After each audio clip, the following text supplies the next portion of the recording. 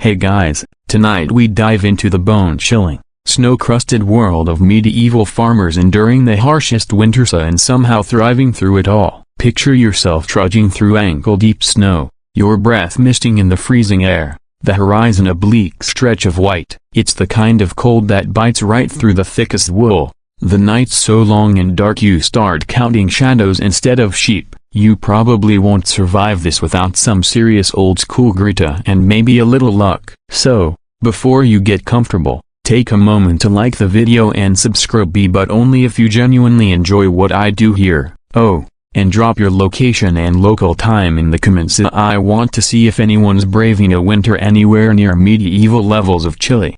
Now, dim the lights, maybe turn on a fan for that soft background hum, and let's ease into tonight's journey together. The first step to surviving medieval winter was preparation, a mix of common sense and centuries-old traditions passed down through generations. These farmers didn't wake up on a snowy morning and just hope for the best. Nope, they were acutely aware that the cold months were coming, often harsh and unforgiving, so they started planning well in advance. Food was king. Fields were harvested long before the first frost nipped at the crops, and grain was threshed, winnowed, and stored in granaries elevated from the damp earth. Remember, losing your food stores meant more than just hunger, it was death. You had to secure enough sustenance not just for yourself, but also for your livestock, the backbone of any medieval farm. Houses, meanwhile, were fortified. Thick wattle and daub walls were repaired, thatch roofs patched, and windows, often just simple wooden shutters, were secured against the biting winds. Interestingly, some peasants used rushes or straw on their floors to add a bit of insulation and comfort. Historians still argue whether these floor coverings were common practice or limited to wealthier households, but either way, they added a layer of warmth that made winter nights just a little less brutal.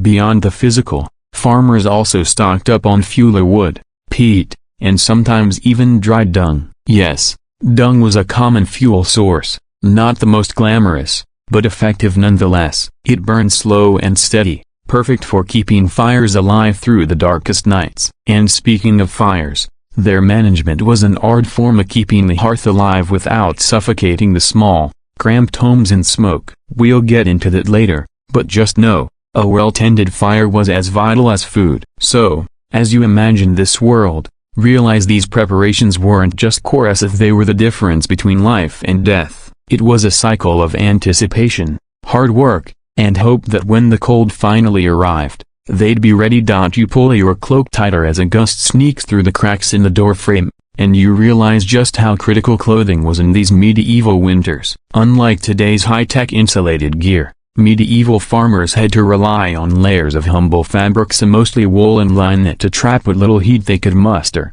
Wool was the heavyweight champion, prized for its warmth and ability to repel moisture. You might think wearing a heavy woolen cloak would be uncomfortable, but for them, it was a matter of survival. They'd pile on tunics, hose, and cloaks, often layered to create pockets of warm air. Fur was another prized possession. It wasn't just the wealthy who enjoyed the softness of fur-lined garments. Peasants would use whatever animal pelts they could scavenge, a rabbit, fox, or even sheepskin, to line their clothes or wear as hats. Here's a quirky tidbit: some medieval farmers reportedly stuffed straw inside their clothes to add insulation, like a natural, albeit scratchy, thermal padding. You can imagine the awkward rustling as they moved around the chilly farmyard. Medieval footwear was equally important, but far from perfect. Leather boots were common, but they weren't waterproof, so farmers often wrapped their feet with strips of wool or linen to keep out the cold. Socks were rare and usually handmade from coarse wool. Foot warmers, small cloth bags filled with hot timbers, were sometimes tucked inside boots,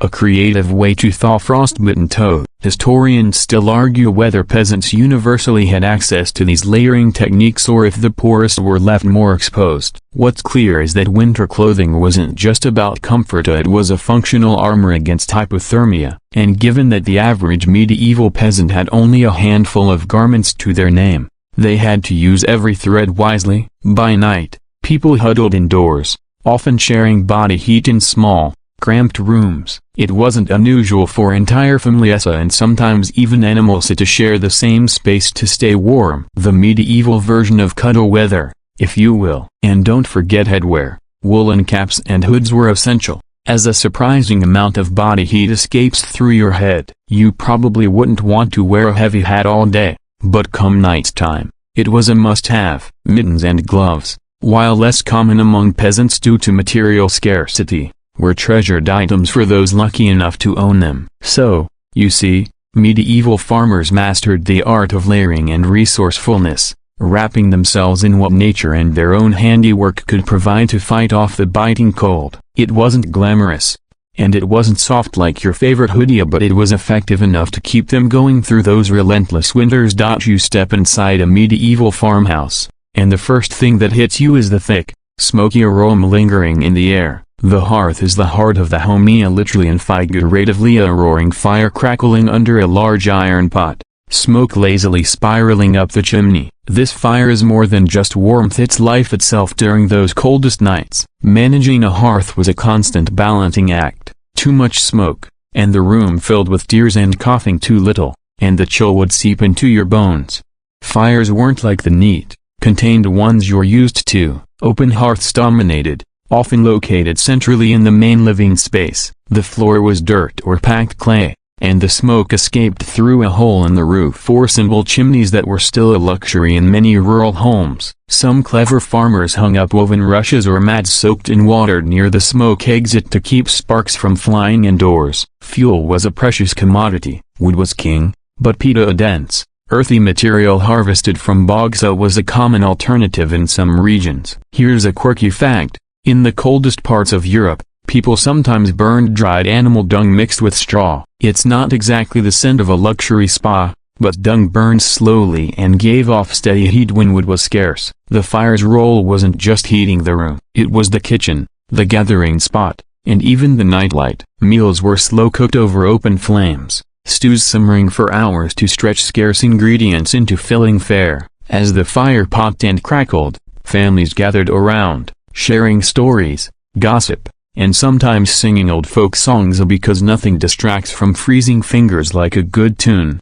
Historians still argue whether all peasant homes had dedicated chimneys or if many relied solely on smoke holes, which meant smoky, uncomfortable nights. Smoke had a side benefit, thought it helped deter pests like fleas and lice, common and unwelcome winter visitors. Maintaining the fire required vigilance. Someone had to be the firekeeper, adding fuel at just the right time to keep flames alive through the night, preventing the hearth from dying down and leaving the house cold and dark.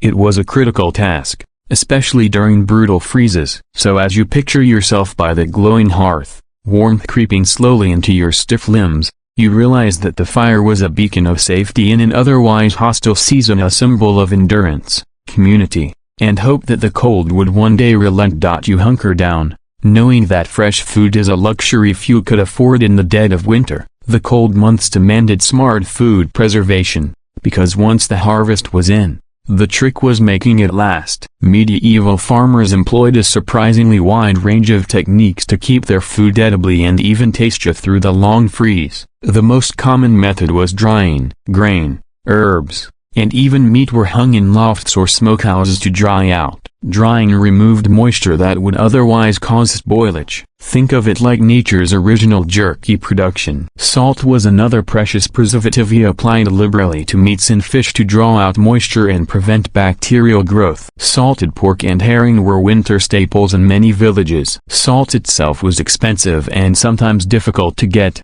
which made salted food a symbol of both survival and status. Root vegetables, carrots, turnips, parsnips, and especially cabbages were stored in root cellars. These cool, dark underground spaces maintained a stable temperature just above freezing, slowing decay and keeping produce crisp for months. Peasants often layered roots in sand or straw to prevent bruising and rot. If you think about it, the root cellar was like the medieval refrigerator, just without the electricity and humming motor. Fermentation also played a vital role. Sauerkraut, fermented cabbage, was common in colder regions, providing not just preserved food but a vital source of vitamin C to stave off scurvy. Dairy products like cheese were aged and stored to last the winter, too. Interestingly, honey wasn't just for sweetening, it was sometimes used as a preservative glaze over fruits and nuts. Historians still argue whether these preservation methods were uniformly practiced across Europe or varied greatly by region and wealth. What's clear is that successful winter survival depended on more than just a good harvest. It required careful planning, knowledge, and a bit of culinary creativity. You might chuckle at the thought of salted fish hanging in every corner of the cottage.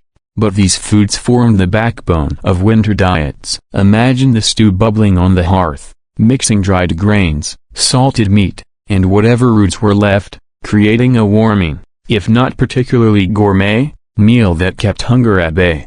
Preserving food was less about luxury and more about extending life through the cold months. A battle fought one salted bite at a time. You wake up to a chill that pierces the thickest blankets and realize your survival depends not just on yourself but on the animals that share your farm. Livestock were essential for everything from food to labor, and keeping them alive during winter was no small feat. Medieval farmers devoted considerable effort to protecting their animals from the biting cold, because losing them meant losing the entire farm's livelihood.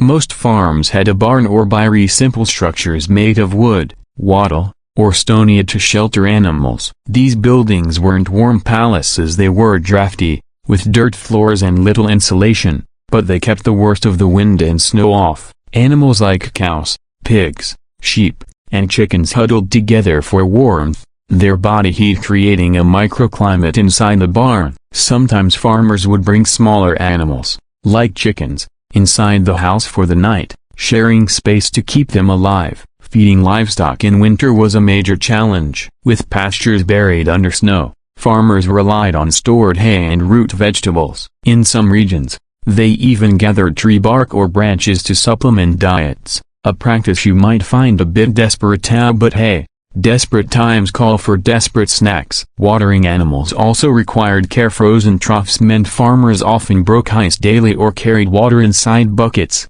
a tedious chore in bitter cold. Here's an odd fact: some medieval peasants believed that singing or speaking gently to animals helped keep them calm and healthy during winter. While this might sound like superstition, modern studies actually show that animal stress affects health, so maybe there's some ancient wisdom there after all. Historians still argue about the extent to which winter losses among livestock shaped medieval economies and communities. What's undisputed is that farmers who managed to keep most of their animals alive were much better positioned to face the spring and summer seasons ahead.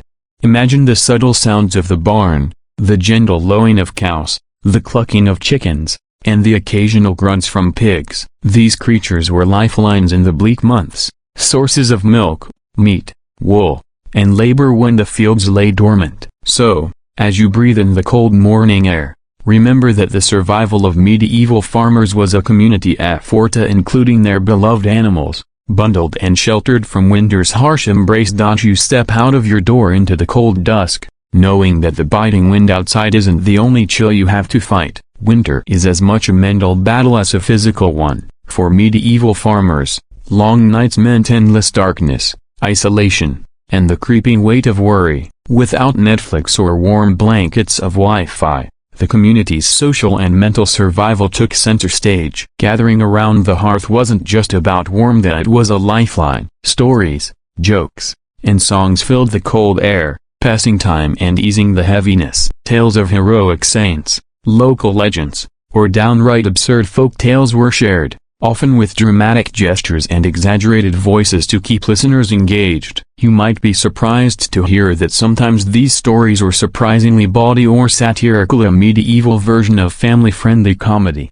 One quirky detail: some villages held wassailing nights, an ancient custom where neighbors sang to orchards and shared spiced cider to bless the coming harvest. It was part celebration, part community therapy, a way to break the monotony and foster hope. Historians still argue whether these communal rituals were widespread or mostly limited to wealthier villages, but there's no doubt that social bonds mattered deeply. Isolation could lead to despair or even madness in the darkest months. Winter also heightened superstition. Farmers believed spirits, witches, and unseen forces prowled the long nights. Some wore amulets or left offerings to keep bad luck at bay. Others kept small fires burning as protection. These beliefs, while sometimes amusing to us now, formed an important psychological shield. By night's end, the simple act of gathering together, sharing warmth and laughter, became a crucial defense against the cold's psychological toll. So when you think about medieval survival,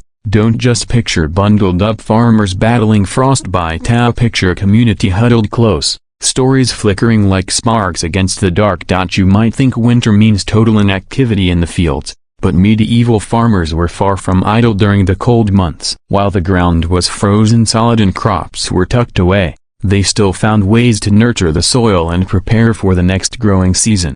One common practice was winter gardening, or what they called potageries in some regions, a small garden space near the home where hardy vegetables like kale, onions, and leeks were grown through frost. Farmers experimented with covering plants using simple frames and cloths to protect them from frostbite. You could say they were early inventors of cold frames and greenhouses, centuries ahead of modern horticulture. Even when fields were snow-covered, farmers took the time to clear debris and turn over soil where possible. A process called fallowing, leaving land unplanted for a season, helped restore nutrients. Some even used animal manure as a natural fertilizer, spreading it before the heavy snows arrived to enrich the earth. Here's a fun tidbit: in certain northern regions, farmers planted rye late in the fall because it was hardy enough to survive winter and sprout early in spring, giving them a head start. Rye bread, beloved today, owes its existence to these clever winter planting strategies. Historians still argue whether winter gardening was a widespread technique or mostly limited to wealthier farms and monastic communities,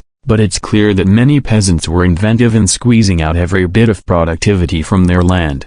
So, even in the deepest cold, life on the farm didn't grind to a halt. The soil was resting, yes, but hands stayed busy. This quiet, patient work was as much about hope and renewal as it was about practicality. As you imagine this, picture the farmer stooped low in the garden, breath visible in the cold air, hands dark with soil and wrapped in threadbare gloves, quietly nurturing the promise of spring beneath the frost. You've probably heard about the Little Ice Age, that period between the 14th and 19th centuries when Europe's climate took a chilly turn, making winters colder and summers shorter. For medieval farmers, these climate swings weren't just weather reports, they were life-changing events. Crops failed, winters dragged on, and survival strategies had to adapt accordingly. Medieval farming was already a delicate dance with nature, but during colder phases, farmers faced even greater challenges. Unpredictable frosts could kill seedlings, heavy snows delayed spring planting, and wet, cold summers invited crop diseases. These fluctuations forced farmers to become experts in resilience. Here's a quirky tidbit: some farmers reportedly used animal fat mixed with soot to waterproof their boots, a trick born from necessity during rainy, muddy seasons worsened by the colder climate. You might think this sounds gross, but it's just another example of medieval ingenuity. Historians still argue whether the Little Ice Age was a single, continuous event or a series of shorter cold spells. Regardless, it shaped medieval agricultural practices profoundly. Crop diversification became more common. Farmers planted hardier grains like barley and rye instead of wheat, which demanded milder conditions. Some communities moved their fields or even abandoned marginal lands no longer viable. Climate also influenced social structures. Poor harvests meant higher food prices and sometimes famine, which in turn sparked unrest and migration. For you, imagining yourself in those times means understanding that survival wasn't just about personal effort, it was at the mercy of global forces beyond anyone's control. So next time you grumble about a chilly winter, remember medieval farmers dealing with a climate that could turn their world upside down, and yet they endured, adapted, and found ways to keep their farms and themselves alive. You wake up feeling the dull ache of cold creeping into your bones, and suddenly the threat isn't just frostbite, it's illness. Medieval winters brought a host of ailments: coughs, chills, frostbite, and those mysterious pneumonia-like conditions that could strike down even the strongest. With no hospitals or antibiotics, farmers relied heavily on folk medicine, herbal remedies, and a good dose of hope. Common treatments included warming herbs like rosemary, thyme, and elderflower, brewed into teas or infused into poultices. Garlic, believed to have protective powers, was rubbed on the chest or hung above the hearth. A quirky remedy involved applying a plaster made from mustard seeds to stimulate circulation, though it probably felt more like a medieval version of spicy torture. Bloodletting, though more common among the wealthy or clergy, was sometimes attempted by peasants too, who thought it could balance their body's humors. Historians still argue whether such practices actually helped or harmed the sick, but the real medicine was often rest, warmth, and the body's own resilience. Witchcraft and superstition also played a role. Some farmers carried amulets or sprinkled salt around their homes to ward off evil spirits thought to cause illness. It might sound strange, but these beliefs offered psychological comfort in desperate times. Despite the risks, many farmers survived by sheer grit and community care. Neighbors shared herbal knowledge and helped tend the sick. The winter was a cruel test, but it also forged bonds that outlasted the cold. Imagine a small, smoky cottage where the sick lie wrapped in woolen blankets, while someone gently fans a fragrant herbal smoke through the room, hoping to chase away the invisible enemy of illness. Even when the fields lay buried under snow, the life of a medieval farmer didn't pause, he simply shifted gears. Winter brought a new rhythm, filled with chores critical to keep the farm running and prepare for the year ahead. Your day might start early, checking fences for damage from wind or snow, or hauling water from frozen streams, tasks made harder by numb fingers and biting cold.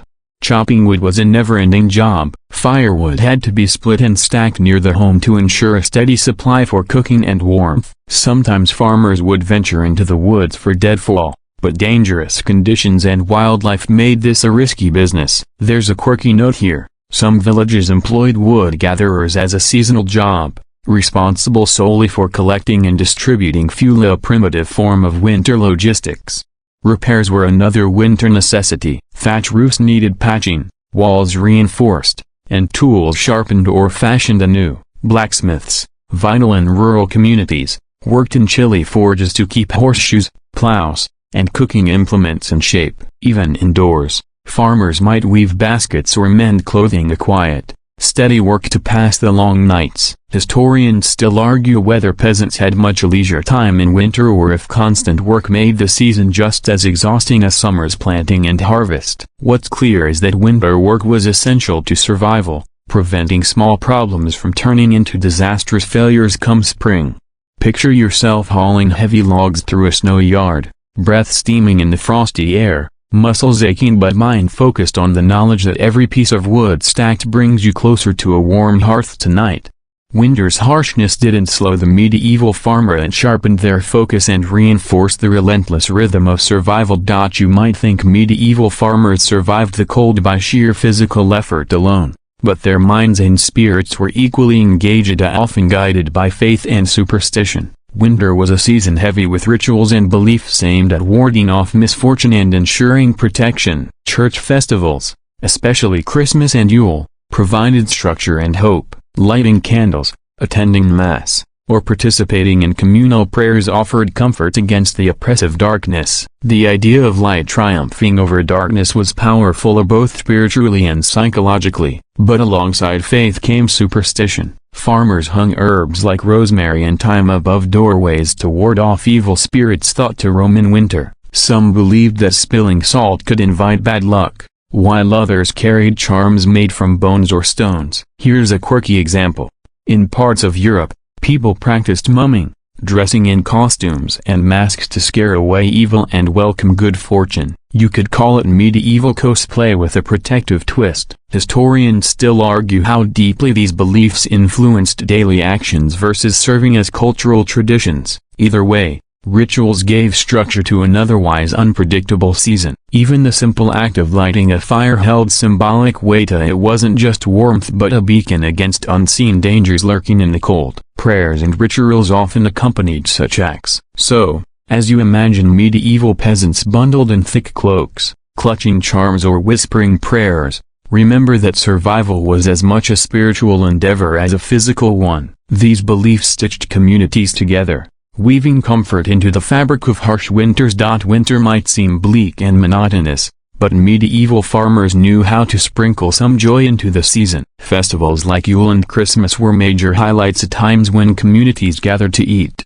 drink, and celebrate despite the harshness outside. You might imagine them as rowdy affairs, full of singing, dancing, and feasting on whatever bounty had been saved or bartered for. Food was central to these celebrations, even if luxury was scarce. Roasted meats, root vegetables, and hearty bread made their way to tables, often accompanied by spiced ale or mead. One quirky tradition involved wassailing, where villagers sang to their orchards to encourage a good harvest next year, a kind of like serenading your apple trees to say, "Don't freeze on me now."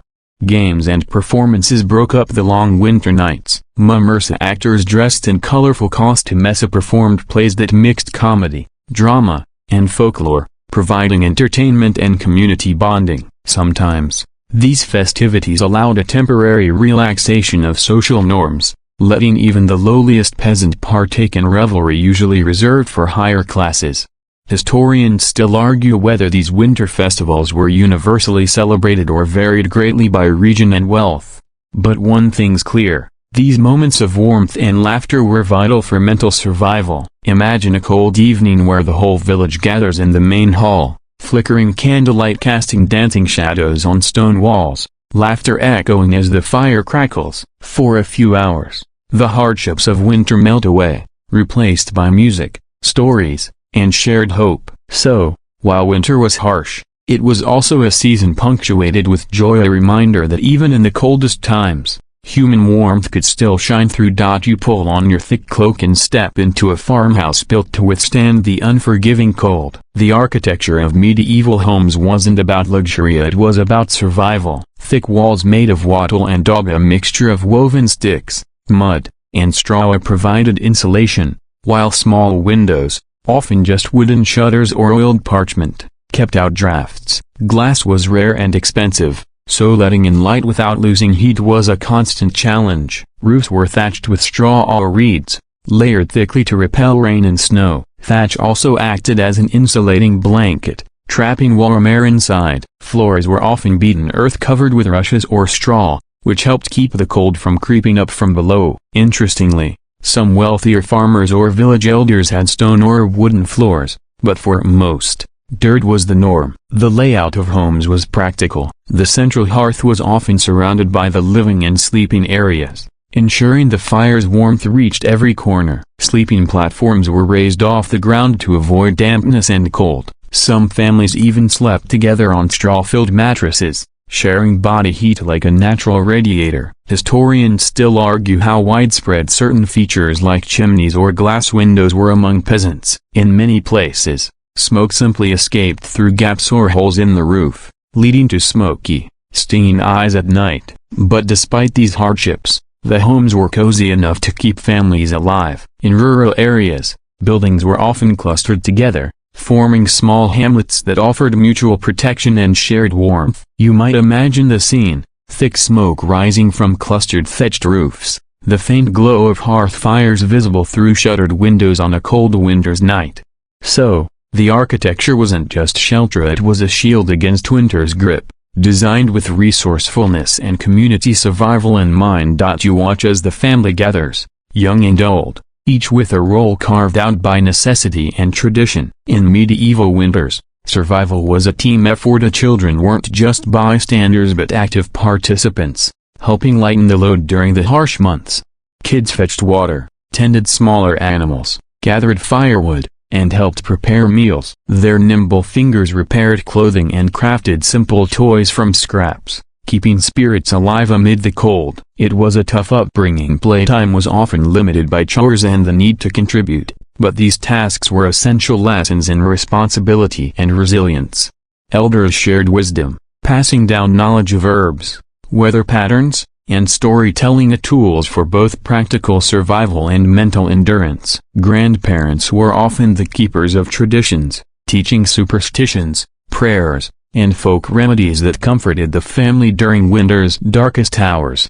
Here's an interesting detail: in some regions, older children were apprenticed out even during winter to learn trades like weaving, blacksmithing, or farming skills that would serve them for life. This meant that the family worked as a living unit, each part vital to the whole. Historians still debate how much childhood in medieval times resembled the modern idea of childhood, given the early introduction to labor and responsibility. But there's no question that winter was a crucible that forged family bonds and passed down survival skills across generations. Imagine the scene: a small child clutching a bundle of sticks, carefully stacking kindling by the hearth, while an elder hums a tune nearby, a quiet symphony of endurance and hope in the frozen landscape.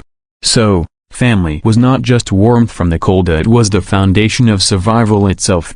As winter's grip slowly loosens and the first hints of spring touch the land, you sense a shift, a quiet but powerful awakening. For medieval farmers, surviving the harshest winters was not just about enduring cold and hunger, it was about preparing for renewal. The end of winter. Hey guys, tonight we step into a world where winter is not just a season but a brutal adversary, gnawing at your bones and stealing your breath. You trudge through snow-laden fields, your worn boots scrunching against icy mud, wrapped in layers of itchy wool that do little to keep out the relentless cold. The sky is a flat gray, the sun a distant rumor, and every breath feels like inhaling shards of glass. You probably won't survive this without some serious grit and maybe a bit of luck. So, before you get comfortable, take a moment to like the video and subscribe, but only if you genuinely enjoy what I do here. And hey, drop your location and local time in the comments. I'm curious who's staying warm with me tonight. Now, dim the lights, maybe turn on a fan for that soft background hum, and let's ease into tonight's journey together. You live as a medieval peasant, and the deadliest cold you face is not a villain in some epic saga but the merciless winter itself. You don't have central heating or thick down jackets, just what you can stitch or scavenge. In this world, a harsh winter could wipe out entire villages, and the bitter cold bites harder than any sword. You probably know the story of the Great Famine of 1315, when relentless rains and cold devastated crops across Europe for years. But imagine facing such winters every year, with no reliable food supply, little shelter, and no warm boots. Your survival depends on traditions passed down by ancestors who learned the hard way how to battle frostbite, starvation, and despair. Your village's main defense is the hearth, the communal fire that offers flickers of warmth and light in long, dark nights. It's more than just heat, it's a lifeline. You huddle close, sharing stories to chase away the cold's loneliness, but the fire demands constant attention, or else the chill creeps back. Sometimes, you must choose between keeping the fire burning or saving your precious wood for cooking. Historians still argue whether medieval peasants truly understood how to manage their resources or were just lucky to survive by sheer stubbornness. You wear layers of coarse wool and linen, clothes that scratch your skin but trap what little heat you generate. No fancy insulation here, just hand-spun fabrics and animal hides. Your shoes are thick but soak through in the snow, turning your feet numb. You clutch a rough cloak around your shoulders, hoping it's enough. Oddly enough, some peasants believed that wearing garlic or onion layers could ward off the cold, a more superstition than science. But when you're desperate, every idea counts.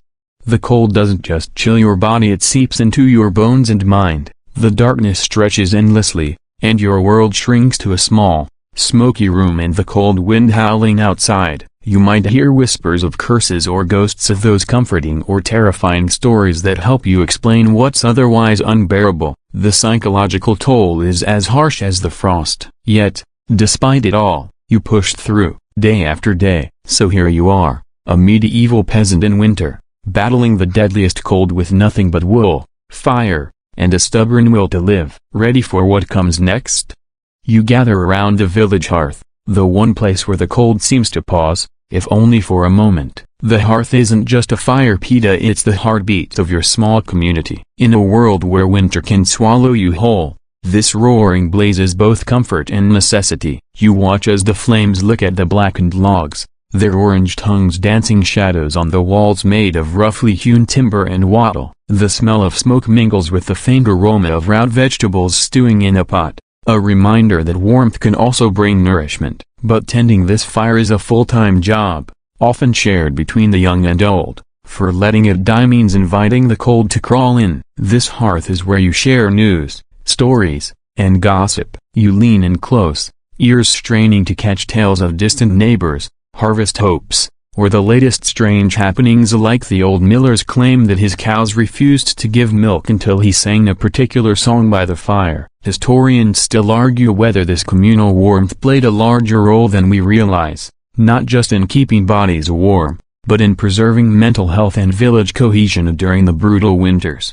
Sometimes the fire is your only light for hours on end. The nights are long, stretching like shadows over your soul. Your fingers twitch to keep warm near the embers, and you count the cracks in the hearthstone while the wind howls like a wolf outside. There are whispers that some villages practiced fire dancing rituals, where people would jump or move rhythmically around the fire to stave off the creeping cold and perhaps to please their gods. You don't know if it worked, but it sure beats sitting still shivering. Yet, wood is precious. You ration every branch and twig, deciding between burning logs for heat or saving some to cook the meager meals that keep you alive. Sometimes, you face the cruel choice of letting the fire die low so you can save fuel for the next day. The chill that returns then is unforgiving. There are stories more legend than fact about entire households perishing because the fire went out while the occupants slept. Animals crowd close to the hearth, chickens roosting on beams, cats curling in the warmth, and dogs pressed against the stone floor. Their presence adds to the warmth and reminds you that you're not alone in this fight against winter's grasp. The village hearth is a fragile fortress, a glowing ember of hope in a world cloaked in frost. You pull your layers tighter as the cold nips through every crack in your clothing. Those medieval wool garments, scratchy as a porcupine's hug, but better than bare skin against the frost. Your everyday armor consists of a coarse woolen tunic, often patched with bits of linen or leather, and thick stockings that have seen better days. You may even have a rough spun hood or cloak, though these often carry the lingering scent of smoke and damp earth. Your boots, if you're lucky, are leather, stiff and cracked, offering only minimal protection when trudging through melting snow or frozen mud. Footwear was often a luxury, and those without had to make do with wrapped cloth or even straw inside wooden clogs. Imagine stepping into icy water with no waterproofing, your toes numb, threatening to go from frostbitten to lost before the morning light. Peasants layered clothing as best they could, like living dolls stacked to hold the cold at bay. You probably think modern winter gear is impressive, but they had no Gore-Tex, no insulated gloves, just what they could craft from sheep and flax. Interestingly, some wore animal furs, often from foxes or rabbits, not just for warmth but to signal status, which leads to a debate historians still argue about. Did poorer peasants have more access to certain furs due to hunting rights, or were these strictly the domain of nobility? The truth might be muddy like the winter roads, varying from region to region. Your garments weren't just functional, they were a statement of survival. You learn quickly to layer linen under wool for comfort and to avoid chafing. But no matter how many layers, the cold often sneaks in, especially through wet clothes that freeze into icy armor overnight. This meant that drying laundry wasn't just a chore but a race against frostbite. Peasants sometimes hung clothes near the hearth or wore them close to the body during the day to warm them. In some areas, people believed that wearing certain charm items like a sprig of garlic, a piece of iron, or even the dried head of an onion could ward off the chill. No, this isn't just superstition. These practices were serious business when survival hung in the balance. Some also wrapped strips of cloth soaked in herbs around limbs to keep the cold spirits away. Historians still argue whether these were purely symbolic or had some unintended physiological benefits. Your hands are especially vulnerable. Gloves were rare, often homemade from scraps, and thin enough to let the cold bite through. You find yourself clenching fists to keep warm, your fingers stiff and cracked by winter's relentless assault. Frostbite is no joke. It can lead to gangrene or worse. Oddly, rubbing your hands with animal fat was a common remedy, both to moisturize and create a slight barrier against moisture. You might chuckle at how medieval peasants dressed for winter, not exactly fashion week, but every stitch told a story of grit, thrift, and desperate hope against the deadliest cold. Winter is not just cold, it's hungry cold, gnawing at your belly with relentless teeth. You know that every morsel saved could be the difference between waking up warm or slipping into a frozen sleep. So, you prepare as best you can. stockpiling what your land offers before frost claims the fields. Root cellars carved into the earth hold potatoes, carrots, and turnips, their skins rough and dirt-streaked but precious beyond words. Barrels of salted meat hang in dark corners, the sharp scent a reminder of summer's bounty. These stores are your lifeline, the fragile shield against starvation. You learn early that fresh food is a luxury of the warm months. As winter drags on, you survive on preserved goods, salted, smoked, or dried. Salt, a precious commodity itself, is used sparingly, but without it, meat rots and hunger spreads faster than any plague. Some peasants fermented cabbage or made early versions of sauerkraut, both for taste and to fight scurvy, though knowledge of vitamins was centuries away. But what happens when your stores dwindle? You might be forced to eat bark, lichens, or worse, eat fodder meant for animals. Stories survive of people resorting to eating their own animals too soon, or trading tools for a sack of grain they can barely afford. Historians still argue whether chronic winter famine was a regular feature of medieval peasant life or a more episodic disaster, but the fear was ever present.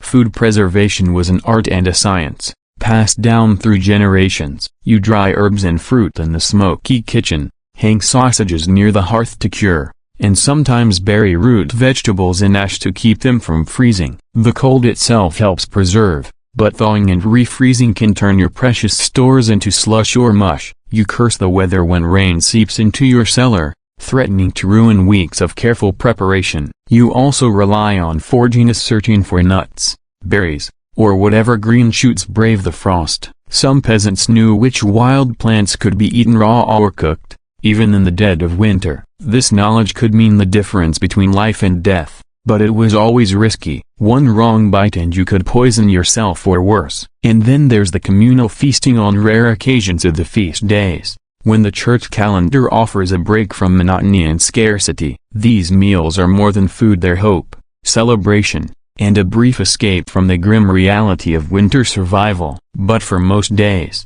your diet is meager, repetitive, and barely enough, so you stash away every crumb, savor every bite, and pray that spring comes soon. Your hands and feet begin to tingle and then go numb with the ominous signs of frostbite creeping in. You've heard all sorts of remedies whispered among the village. Rub the affected skin with onions, apply a poultice of crushed herbs, or even warm the flesh slowly by the hearth fire. Some say that placing a bit of goose fat on frozen skin helps, while others warn that rubbing too hard can cause lasting damage. The truth? Historians still argue whether these early treatments did more harm than good, or if they somehow actually helped people survive. Medical knowledge in your world is a strange mix of folk wisdom, superstition, and the limited teachings passed down from apothecaries or traveling healers. You might visit the local wise woman, who uses a blend of herbs, chants, and a little bit of luck to treat the sick. She might recommend wrapping frostbitten fingers in warm cloth soaked in garlic-infused oil, or suggest sitting by the fire with warm cider to improve circulation. Whether these cures worked or were placebo is lost to time. But when your fingers look like frozen sausages, you'll try anything. Interestingly, some peasants believed that the cold was caused by evil spirits or curses, and so healing required rituals as much as medicine. For example, there was a belief that sprinkling salt around the house or burning certain herbs could ward off winter demons responsible for frostbite. The blending of medicine and magic was common, and even today scholars debate how much the magical thinking influenced practical healing methods. Beyond frostbite, cold-induced illnesses like pneumonia were rampant. Without antibiotics, a chill could quickly spiral into a deadly fever. You learn to layer clothing and avoid exposure. But when you're forced outside during snowstorms or to fetch water, the risk is high. Your village's survival often hinged on a mix of common sense, stubbornness, and hope. You also hear of strange practices like warming the blood, a medieval idea that illness was caused by an imbalance of cold and heat inside the body. Treatments could include steaming, drinking hot broths, or even bloodletting to restore the right balance. Whether helpful or harmful, these rituals show how peasants grappled with the cold's invisible threat. So you tend to your frostbitten fingers with a mix of caution, folk remedies, and superstition, hoping the winter doesn't claim more than it already has. Animals are your unexpected allies in this frozen fight. You're never truly alone, because barnyard companions huddle close, sharing the sparse warmth of your humble abode. Chickens roost on beams overhead, their feathery bodies creating pockets of heat you can almost borrow. Cats curl up near the hearth, their soft purrs vibrating through the stone floor, offering both companionship and a subtle comfort. Dogs press against your feet, a furry shield against the biting chill that sneaks through cracks in the walls. You quickly learn that these animals do more than just keep warm, they're essential to survival. Livestock like goats and sheep provide not only wool for your scratchy garments but also milk and, when times get desperate, meat. Barn animals even act as natural heaters. Their body heat radiates through thin walls and straw bedding, slightly raising the temperature in shared shelters. Some peasants even allowed animals into their homes during the harshest cold, knowing that the trade-off between cleanliness and warmth favored survival. Oddly, you find that some animals have instincts that seem almost magical. Cows, for example, often huddle together to conserve heat, and your dog's keen senses alert you to dangerous weather changes before you even notice. There are tales debated fiercely by historians about whether medieval peasants used animal behavior as early weather forecasts or signs of impending cold snaps. While modern science might scoff, you'd trust your loyal hound's growl over a weather vane any day. Animals also play unexpected roles beyond warmth. Chickens provide eggs, of course, but they're also natural pest controllers, keeping vermin at bay in storerooms and granaries. You might even use feathers from ducks or geese to stuff makeshift pillows or quilts. And those goose fat salves, sometimes harvested for rubbing on skin to fend off frostbite. Of course, caring for animals in winter is a challenge. Frozen water troughs, scarce feed, and bitter weather threaten their survival just as much as yours. A lost animal means lost wool, milk, or meat, resources you cannot afford to lose. You may find yourself sneaking out in the dead of night to check on the barn, brushing away snow or bringing scraps to keep them fed. Your bond with these creatures isn't just practical, it's emotional. They are companions in a world where the cold isolates you, and their warmth, both physical and spiritual, helps you endure the deadliest winters. Your home is your fortress against the unforgiving cold. But building it to withstand medieval winters is no small feat. The thick mud walls of your cottage, reinforced with woven branches and plaster, hold in precious heat, while the thatched roof, layered with straw and reeds, shields you from biting winds and falling snow. You trudge through the icy mud outside, knowing that every creak in your humble shelter could let in a chilling draft. Unlike modern insulation, your walls breccia, and that means warmth escapes as quickly as it arrives. Inside, the dirt floor is often covered with rushes or straw to provide a thin barrier between your feet and the frozen earth below. You huddle near the hearth, the only real heat source, but even then, you feel the cold seeps through every corner. Windows, if you have any, are tiny and covered with oiled parchment or thin cloth to keep drafts out. Glass is a rare luxury, expensive and fragile, and few peasants can afford it. You've learned the hard way that sealing gaps with moss, mud, or cloth strips helps trap the heat. Some neighbors even stuff hay or straw into cracks in their walls or around door frames. Of course, this invites insects and rodents, but when you're shivering, you accept the trade-off. The smell of damp earth mixed with smoke fills your nose, a constant reminder that comfort is relative. Straw beds stacked high provide insulation from the cold floor at night, but even then, you often wake up stiff and chilled. The absence of modern heating means you must ration your firewood carefully, sometimes sleeping in shifts so someone can keep the hearth alive while others rest. It's an exhausting cycle. Some peasants built small warming huts or used communal bake ovens to escape the chill during the day. But these are luxuries few can afford. The idea of heated floors or chimneys that pull smoke out above your head, that's mostly the domain of nobles and wealthy townsfolk. Historians still debate just how effective medieval building techniques were at combating winter cold. Some argue that most peasants endured constant drafts and cold nights, while others point to evidence of surprisingly sophisticated methods like double walls or layered thatching used in some regions.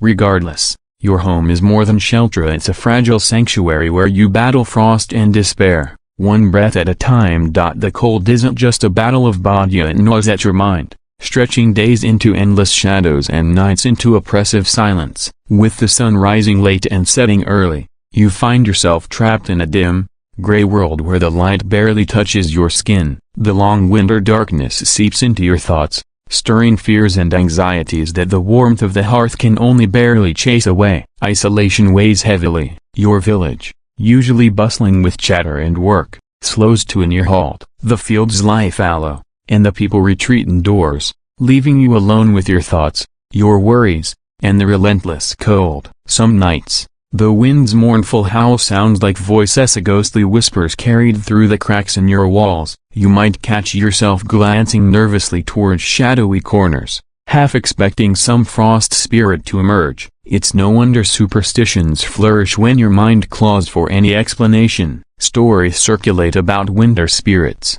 demons of cold and shadow that punish the careless or unlucky. You might hear that carrying a piece of iron or a handful of salt wards off their chill touch. Some villagers claim that singing or dancing around the fire keeps these spirits at bay, though skeptics laugh and call it folly. Historians still argue whether these beliefs were genuine fears or clever social tools to enforce safety and community during harsh times. The psychological toll is real. Seasonal affective disorder or something like Haida was likely common, though medieval peasants lacked the words to describe it. Fatigue, depression, and irritability spread quietly alongside the frost. The lack of sunlight disrupts sleep, appetite, and mood, turning winter into a slow mental trap. Yet, community gatherings, however rare, become lifelines. You cherish the few moments spent talking, singing, or simply being with others, even if it's only by the flickering firelight. These small rituals of connection stave off despair. In some places,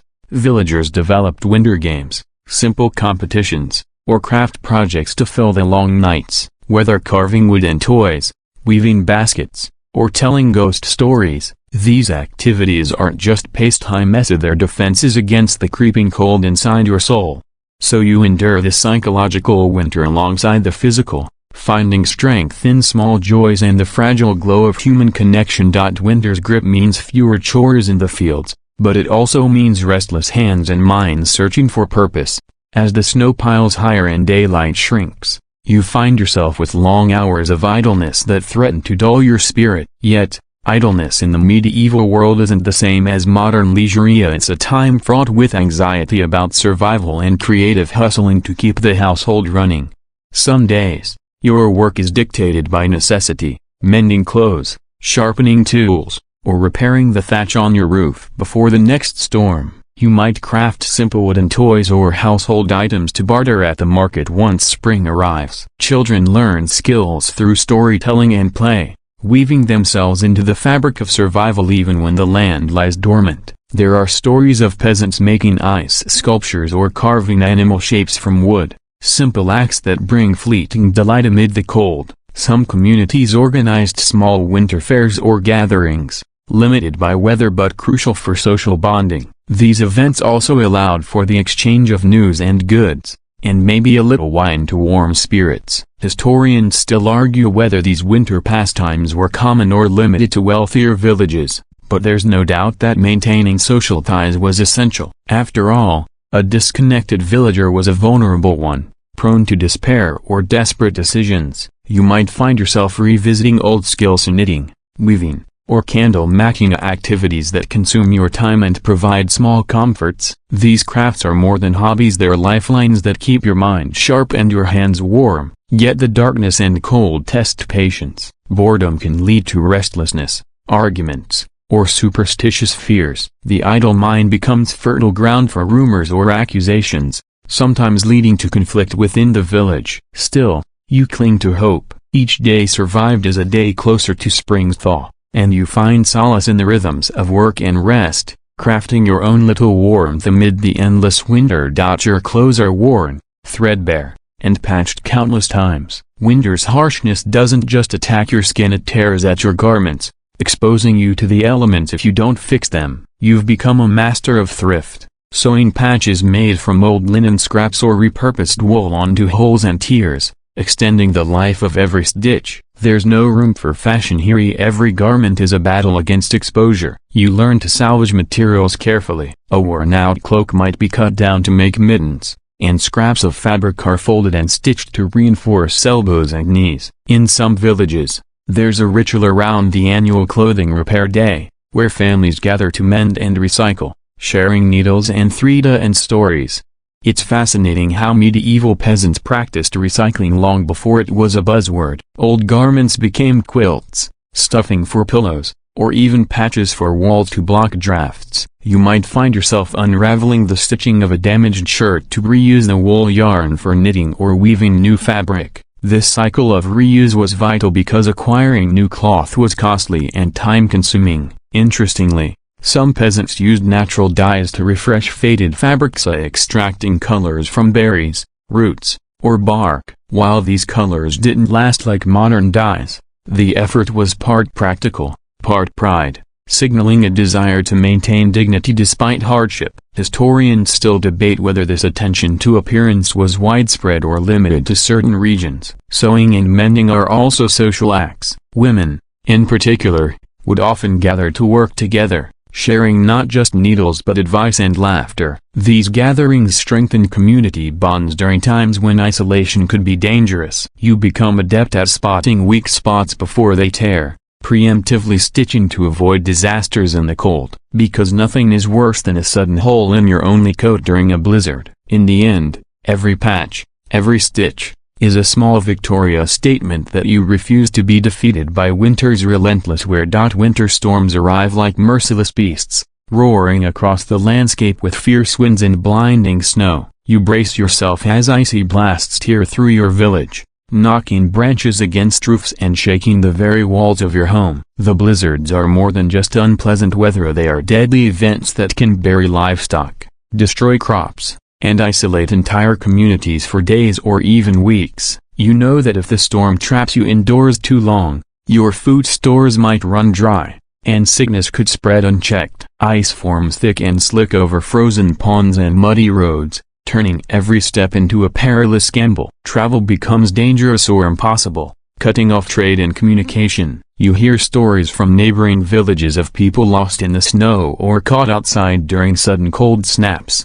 unable to find shelter before hypothermia sets in. These tales keep you glued close to the fire and remind you why you never venture far without a sturdy cloak and companions. Livestock suffer the most. The biting cold and deep snow can kill animals outright or weaken them enough to fall prey to disease. Without the animals, you lose not only food but vital resources like milk, wool, and labor. Some peasants construct windbreaks or small shelters in pastures to protect their animals, but these efforts are limited by resources and weather severity. Interestingly, some medieval communities developed early warning systems for storms, using animal behavior or natural signs to prepare. Dogs howling, birds flocking erratically, or changes in wind patterns signaled impending blizzards. Historians still debate how accurate or widespread these methods were, but when survival depended on it, every clue mattered. Storms also damage your food stores, breaking barrels or soaking grain piles. Damp grain can spoil quickly, inviting mold and pests. You scramble to protect what you can, covering stores with straw or moving them inside whenever possible. The winter weather is a ruthless adversary, shaping every aspect of your life. You learn to respect its power and prepare as best you can, knowing that one storm could change everything overnight. When winter's chill crushes the harvest, starvation lurks like a shadow at your doorstep. Your granaries, once brimming with golden grain, now hold only scraps, and every empty barrel echoes the specter of famine. You scrape together what you can: old roots, dried herbs, even tree bark to stave off hunger, but the gnawing emptiness is relentless. Famine isn't just a possibility, it's a recurring nightmare, visiting villages with cruel regularity. You hear tales of the Great Famine of 1315 1317, when rain and cold destroyed crops across Europe, leaving millions starving. Though that event is famous, smaller, local famines occurred almost every generation. Historians still argue whether these were due more to climate fluctuations or to the fragile agricultural systems that couldn't withstand such stresses.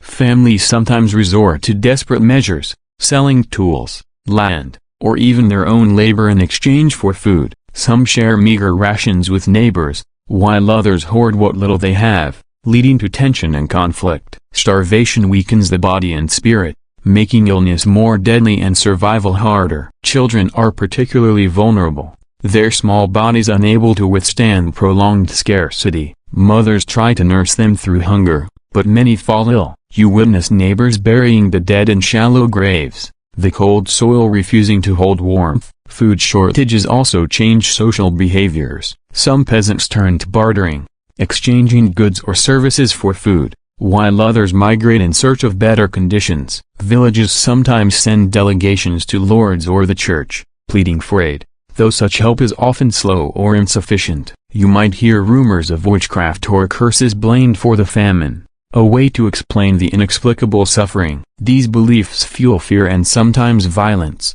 with scapegoating rising in desperate times. Through it all, the peasants' resilience shines as a finding wild plants to supplement diets, sharing stories to maintain hope, and clinging to the belief that spring will come again. Hunger is a relentless foe, but it does not always win. In these bleak times, the bonds between neighbors become lifelines. You rely on the village network, a delicate web of shared resources, favors, and obligations. When your stores run low, you might receive a handful of grain from a neighbor, or help in repairing your roof. The communal spirit can mean the difference between survival and despair. Yet, charity is complicated. Giving away too much can leave you vulnerable, while refusing to share risks. The church is more than a place of worship. It is the spiritual hearth that warms your soul through the coldest months. As winter's gloom settles, you gather in the simple stone chapel, where flickering candlelight casts dancing shadows on ancient walls. The priest's voice, deep and steady, offers prayers for survival, hope, and mercy, weaving words that bolster your spirit against despair. The church calendar shapes your year, marking feast days that punctuate the monotony and hardship with moments of celebration and communal gathering. These holy days provide rare feasts and respite from labor, reminding you that suffering has meaning and that warmth, both physical and spiritual, is near. Charity is preached as a sacred duty. You hear sermons urging those who have to share with those who have little, linking generosity to salvation. Monasteries and religious orders often distribute alms, food, or firewood to the needy. Yet, the effectiveness and reach of this aid vary, and sometimes the church's resources are stretched thin. Historians still debate how much practical relief the church provided versus how much it relied on faith and ritual. You may also witness religious rituals meant to protect against the cold blessings of homes, processions invoking saintly protection, or the lighting of candles to ward off darkness. These ceremonies blend hope, superstition, and communal solidarity. The church's role extends beyond ritual. It provides education, medical care, and a sense of order in a world where chaos often reigns. The clergy are the keepers of knowledge about herbs, remedies, and seasonal cycles, offering guidance that combines faith and practical wisdom. In winter, when the physical world feels harsh and unyielding, the church becomes a beacon, a place where cold hands and hearts can find warmth, community, and the strength to endure. As the icy grip of winter begins to loosen, you feel the subtle shift in the air, the promise of spring whispering through melting snow and longer days. The landscape transforms from a frozen wasteland into a patchwork of muddy fields and budding life. Your muscles ache less, and hope rekindles alongside the warming sun. Yet, the scars of winter linger, frostbitten fingers, empty granaries, and memories of nights spent shivering by the hearth. You watch your village awaken slowly from its long slumber, as animals stir, crops begin to grow, and the cycle of life renews. The hard-fought battle against the deadliest cold has ended for now, but its lessons remain etched deep into your bones. You know to cherish every bit of warmth, every shared meal, and every ember of hope. Surviving winter forged resilience, a quiet strength that carries you through hardship. You carry the stories of those who endured before you, the rituals that kept despair at bay, and the bonds that sustained community. Historians still debate how much of medieval winter survival was luck versus skill, but you know it was a relentless fight, marked by courage, ingenuity, and an unyielding will. As you step into the thawing world, The memory of frost remains a reminder that even in the harshest cold, life persists, adapts, and endures. Hey guys, tonight we dive deep into the cold, dark nights of medieval peasants where the biting frost wasn't just an inconvenience, it was a life-or-death daily trial. You trudged through the mud outside your tiny, drafty cottage, wind nipping at your face like a persistent dog with a grudge. Your breath steams in the air as you hunt for any last flicker of warmth, and spoiler alert, you probably won't survive this if you don't know the secrets the peasants lived by. So, before you get comfortable, take a moment to like the video and subscribe, but only if you genuinely enjoy what I do here. Also, drop your location and local time in the comments. I'm curious where you're cozying up as I whisper this medieval survival tale. Now, dim the lights, maybe turn on a fan for that soft background hum, and let's ease into tonight's journey together. Your world is far from the modern comforts we enjoy. No central heating,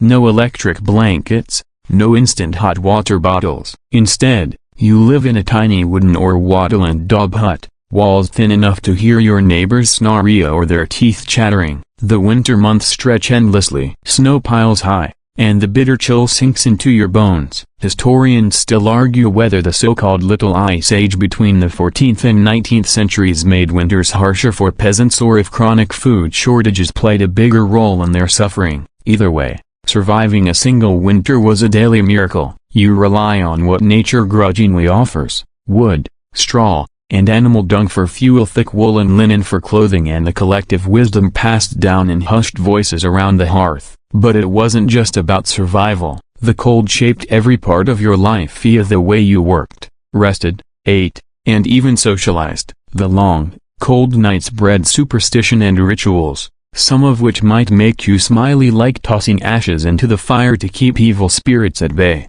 or believing that a single ember could carry your prayers to the heavens. This story is your backstage pass to the medieval winter struggle, the secrets, the little-known hacks, and the human grit that kept you alive, one freezing night at a time. And trust me, you'll never look at your thermostat the same way again. You wake to the muffled sounds of your village stirring, a faint creak of wood, a coughing fit from old Mrs. Hilda down the lane, and the occasional clatter of wooden shoes against frozen earth. In a medieval village, everyone's survival hinged on the community. You're not just a lone fighter against the cold, you're part of a living, breathing network of neighbors who trade favors, share firewood, and swap foodstuffs when the frost bites too hard.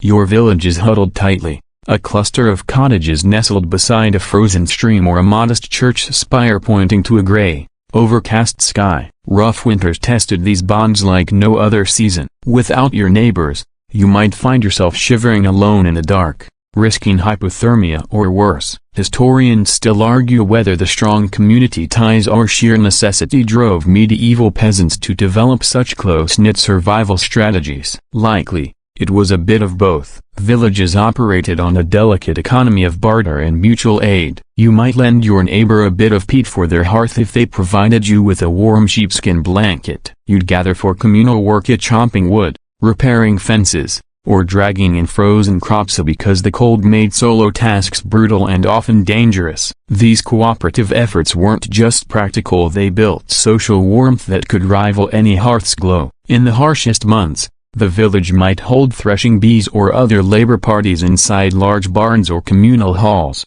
where your body heat and laughter combined to fend off the cold. Imagine the flickering candlelight, the smell of damp straw, and the chorus of tired voices. These gatherings were lifelines. On the flip side, winter also forced some darker realities. Scarcity bred tension. When food was tight, and the cold was unrelenting, disputes flared over resources. Some villagers turned to theft or cunning survival tricks that skirted legality, like poaching from lordly lands. And that's where tales of winter bandits come from, blurring lines between desperate survival and crime. Your village is your fortress against the cold. Without these shared rituals and daily cooperation, your chances of making it through the long winter nights would plummet. So, next time you grumble about your neighbors, remember they might just be the reason you're still here when spring finally creeps back. You step inside your humble cottage, feeling the thin walls trying their best to keep the cold out but mostly just letting it sneak in like an unwelcome guest. Your home is no palaceum or a patchwork of wattle and daub, with a roof that leaks when the snow melts and floors covered in packed dirt or scattered straw. No fancy insulation here, just centuries of trial and error from peasants who had to make do with what was on hand. Inside, smoke curls up from the central hearth, the heart of your existence during these bitter months. Unlike our modern chimneys that whisk smoke away effortlessly, your cottage has a hole in the roof called a smoke bay where the smoke escapes after lingering just long enough to warm the walls. That smoky haze thickens the air, making your eyes water, but it also acts as a primitive insulation, sealing cracks and keeping insects at bay. Historians still argue whether this smoky environment contributed to respiratory illnesses or if it was a necessary evil worth enduring. Your walls are stuffed with straw or rushes, sometimes mixed with animal hair or clay, to help block drafts. Straw thatching on the roof provides surprisingly decent protection, trapping pockets of air to slow the chill. You've heard tales of some peasants plastering their walls with a mixture of cow dung and mud, gross,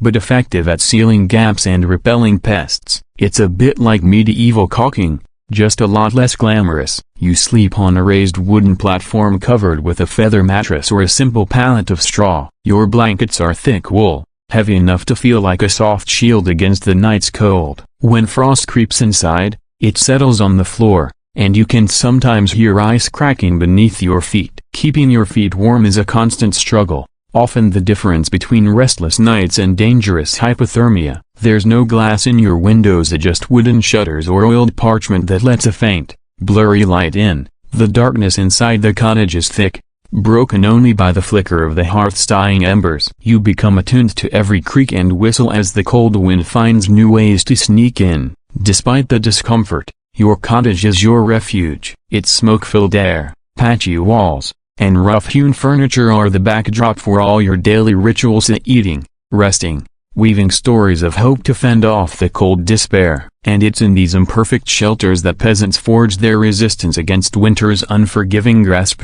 You wrap yourself in layers, feeling the scratchy yet comforting weight of wool against your skin. Clothing in the medieval winter was not just about modesty or fashion, it was your first and last defense against frostbite and hypothermia. Each layer, each stitch, carefully chosen to trap heat and fend off the ruthless cold. The basic garment for most peasants was a linen shirt worn close to the skin, soft but thin, allowing some breathability. Over this, you pulled on one or two woolen tunics or cloaks, thick enough to hold your body heat but flexible enough to move while tending fields or livestock. Your trousers were wool or sometimes leather if you were lucky, with leg wraps, known as puttees, binding your calves to keep snow and cold air from creeping in.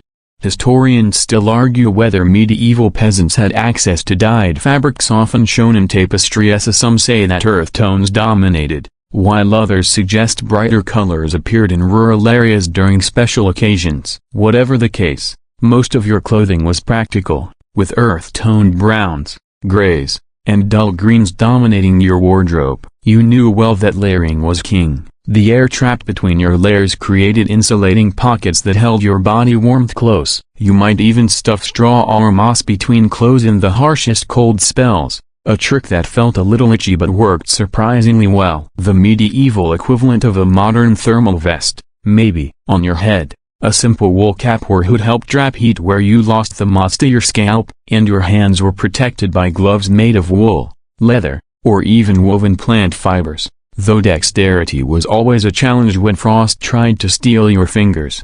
Footwear was a matter of survival. Thick leather boots lined with fur, if you had them, or simple wooden clogs with woolen socks, anything to keep your feet from freezing. Peasants often feared frostbite the most in their extremities. A lost toe or finger could mean disaster in a world without surgery or antibiotics. But clothing wasn't just physical armor, it was cultural, to a signal in your village, your status, your role. Some farmers wore patched clothes handed down through generations, each tear and stitch telling a story of endurance. And don't forget, you had to wash your woolens sparingly during winter to avoid freezing your clothes solid. A smelly compromise between hygiene and warmth. Now, that's a trade-off that definitely would make modern laundry machines shudder. You crouch close to the hearth, fingers outstretched to soak up the warmth, watching the flames dance like tiny, Unpredictable spirits. The fire is your lifeline, the glowing heart of your cottage and your survival strategy against the relentless cold. But tending it isn't just a practical chore, it's a ritual soaked in superstition and necessity. Wood is your primary fuel, carefully chopped and stacked in piles to dry through the warmer months. But in winter, when snow covers the forest floor, dry wood becomes scarce, so you sometimes turn to thick, smelly chunks of partially decayed vegetation harvested from bogs. It burns slow and smoky, filling the air with a distinctive scent that sticks to your clothes and hair. Your fire is more than just heat, it's a living thing to be respected. You know to keep the hearth alive through the night, saving a bed of glowing embers that can be revived at dawn. You toss in a handful of ash now and then, believing it keeps evil spirits at bay. A folk wisdom echoing through generations. Ashes themselves were practically golden treasury used to fertilize fields or even widen walls. Historians still argue whether these fire rituals had a practical basis or were purely symbolic, but one thing's clear: the hearth was the centerpiece of medieval domestic life. Its warmth allowed you to cook food, dry clothes, and even foster social gatherings that built community warmth in parallel with physical heat. You might also keep a small fire in a portable brazier or clay pot inside your cottage to add extra warmth. But smoke management was always tricky. Too much smoke led to coughing fits, while too little meant your hearth was dying. The absence of chimneys meant smoke hung thick, almost like a fog inside, which could dull your senses but also kept insects away. Lighting a fire required skills passed down carefully. You struck flint stones or rubbed sticks in the bow drill method, laboring until sparks caught dry tinder. Once the fire was going, maintaining it was an art. You added logs at intervals, fanned the embers, and coaxed it to burn steadily through the night. A fire gone out meant freezing in the dark and a long day of struggle ahead, so every ember you nurtured was precious, a flicker of hope in the cold, dark world you called home. You sit near the hearth, savoring a modest meal, knowing that food preservation in these cold months is nothing short of wizardry. Medieval-style wizardry. Without refrigerators or vacuum sealers, peasants relied on salt, smoke, and a few clever tricks to keep their food from spoiling in the chill. Salt was your most valuable preservative. You might barter for it at the market or collect it yourself from salt pans near the coast if you were lucky. Sprinkling salt on meat and fish drew out moisture, slowing bacterial growth. You then hang the salted goods in a cool, dry part of your home, often the rafters above the hearth where the smoke could help dry them further. Smoking meat was an art form. Using slow-burning wood like oak or hickory, you'd expose your cured meats to gentle smoke for days or even weeks. This not only added flavor but created a protective layer that kept pests and decay at bay. Some peasants developed secret smoke recipes, using herbs or certain woods to enhance the process. A quirky tidbit often lost to history. Historians still argue how widespread these preservation methods were. Some suggest that poor peasants might have relied more on fresh seasonal foods and dried grains, while others argue that salted and smoked meats were a winter staple for most. In addition to meat, grains like barley, oats, and rye were stored carefully in sacks or wooden bins, kept off damp floors. You learned to keep these stores dry because a little moisture could ruin months of hard work. You might also dry fruits, herbs, and vegetables in your smokehouse or attic, making for a welcome sweet or savory snack when fresh produce was scarce. One lesser-known trick involved burying root vegetables like turnips or carrots in sand or straw in cool cellars or pits, a primitive refrigeration that kept them edible for months. Food scarcity was always a threat, so preservation wasn't just about convenience, it was survival. You learned to ration carefully, eat what was fresh first, and rely on your preserved stores when snow kept you trapped indoors. A forgotten sack of grain or a forgotten smoked ham could be the difference between life and death during a brutal winter. So when you bite into the last piece of salted pork, remember the centuries of knowledge and grit behind its survival. You trudge outside, frost crunching underfoot, to fetch water from the village well or a nearby stream. In the depths of winter, water sources freeze over, turning this everyday chore into a test of patience and endurance. You know the dangers. Drinking stale or contaminated water could mean illness, and breaking through ice to reach fresh water wasn't for the faint-hearted. Often, The water you drew wasn't just cold, it was teetering on the edge of freezing, forcing you to carry it quickly before it turned to ice in your bucket. Some villagers built simple wooden shelters over their wells to keep snow and debris out, a small but crucial innovation. Historians still argue whether medieval peasants had advanced methods for purifying water, or if they simply relied on the clarity of spring sources and luck. Some French theories even suggest they used rudimentary charcoal filters, but evidence is scarce. You had to be creative. Sometimes you melted snow on the hearth to use as drinking water, though this was labor-intensive and yielded only small amounts. Melting snow indoors added moisture to the air, which could worsen the chill, but better wet than thirsty. Frozen pipes. Not in your world. You stored water in barrels or stone cisterns, sometimes lined with straw or hay to insulate them from the cold. If a source froze solid, you'd rely on stored rainwater collected in the warmer months or melted ice blocks harvested from rivers. And then there were the dangers lurking around the water. A frozen stream might hide thin ice patches that could give way. There are recorded folk tales of villagers falling through ice or getting caught in winter floods when snow melted suddenly. So every sip was precious, every trip to the well a small adventure filled with risks and rewards. Without clean water, the chill wasn't your only enemy. The invisible threat of sickness always loomed. You rise early, the pale light of dawn filtering through your rough shutters as the cold seeps into every corner of your home. Winter work is a delicate dance. Too much exertion and you risk sweating and then freezing too little, and you face hunger and hardship. Balancing farm chores with conserving precious energy is the daily puzzle you solve. Fields lie dormant beneath thick blankets of snow, but the animals still need tending. You trudge through icy mud to feed your livestock, cows, sheep, chickens, making sure they have enough fodder to last the night. Your breath clouds the air as you toss hay into mangers, careful not to slip on the frozen ground. Inside, tasks like repairing tools, weaving, and preparing preserved foods fill the daylight hours. You work methodically, conserving strength because the bitter cold will hit again as soon as the sun dips below the horizon. Rest is just as crucial, napping near the hearth or snatching moments of warmth to avoid exhaustion. Historians still argue whether peasants strictly adhered to seasonal rhythms or pushed harder during winter out of necessity. Some suggest that severe winters forced a slower pace, while others believe resource scarcity demanded constant toil. You learn to listen to your body, knowing when to push forward and when to rest. A sudden chill can sap your strength, so layering your clothing and shielding your face from the wind is vital. Your work is often punctuated by the sharp snap of frozen branches, the distant howl of winter winds, and the creaking of snow-laden roofs. Evenings bring exhaustion, but there's a quiet satisfaction in knowing you've kept the farm running against the odds. Balancing survival and productivity in winter is a skill passed down through generations, a blend of stubbornness, wisdom, and sheer will. And remember, pacing yourself is the secret your modern, 24/7 hustle culture could learn from. A sometimes slow and steady truly wins the survival race. You gather in the dimly lit communal hall, the scent of burning wood mingling with the murmur of hushed voices and the occasional burst of laughter. In these long, cold months, community warmth is as vital as fire or clothing. Together,